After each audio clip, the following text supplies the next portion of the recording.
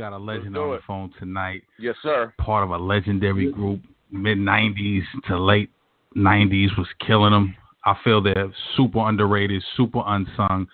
They were one of my favorite groups. I'm excited to have them on tonight. Phantasm from the Cella Dwellas, man. What's going on, fam? Ain't nothing, man. Same old. What's going on, family? Chilling, bro. Honor and a privilege to have you on. Word. No doubt, man. Pleasure to be here. All right. Yeah, definitely salute, man. Y'all, I was fucking with you. I was still fucking with y'all, but I was fucking with that Cella Dweller movement heavy back then. So it's definitely a pleasure to have you on. You know what I'm saying? For sure, man. We got to keep the torch burning with the real hip hop. You know what I mean? Yes, sir. It's a fact. Let's get into it, man. I wanna just jump right in.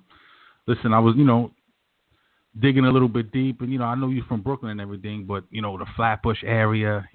Talk a little bit about that, because I'm familiar with Flatbush. I used to run out there a little bit. Church Ave, Nostrand Ave, Winthrop.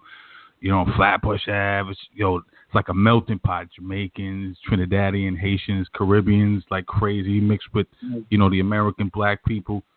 Talk a little bit about that. Bush was wild back in the day. Talk a little bit about what it was like growing up in the bush.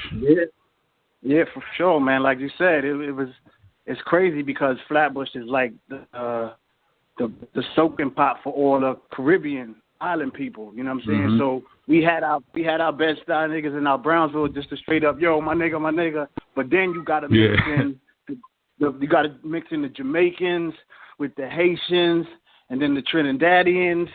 So it's like anywhere you go, it could pop off at any given time. Because in 1 minute you could be on some B-boy American shit, and then the next minute you running into the yard man them. So you know what I mean? So you gotta be on point at all times, because you never know what kind of fraction you gonna be around. You know what I'm saying? Right. How did that happen? No, go ahead, brother. I'm sorry. No, I was gonna say talk about having all the cultures. How does that correlate musically? Because I'm sure, like, the musical influences back then had to be crazy with the Jamaican and the Caribbean influence mixed with the, hip hop growing up and during that era. Oh yeah, definitely. That all mixed in with like your lyrical style and like your flows. You know what I'm saying? A lot of people from Brooklyn, you could tell like they flows be a little more melodic and a little different too, because a lot of people is mixed in with some of that Caribbean too. So I don't know if you remember, like, back in the days, like how Buckshot used to kind of sing songs. Yeah, like I Got You Open remix. Smith and Wesson. So a lot of the Smith and Wesson, Cocoa Bees, a lot of their stuff is always reggae influence. You know what I'm saying? Even Biggie, you know what I'm saying? A lot of that sing song and that rapid fire flows, we get a lot of that from the reggae too. Just growing up listening to the reggae and the soca and just different things. So. Crazy. How did in hip hop, growing up during that time, because there was Special Ed, which I know you knew personally. You had freaking Chubb Rock, Howie T was big in that movement during that era in Brooklyn. Just talk about the different hip hop influences, what you saw growing up in your neighborhood, and how that made you inspire you to want to perfect your craft as an MC. Right. Well, that's actually how I got my start. You know what I'm saying? Because I was a fan of hip hop like everybody else. You know what I'm saying? I listened to the EPMDs, the Slick Ricks, Big Daddy Kane. You know what I'm saying? Everybody else. So I was just a fan of it. But then when Ed only lived 4 blocks from where I grew up. You know what I'm saying? He was 4 blocks away.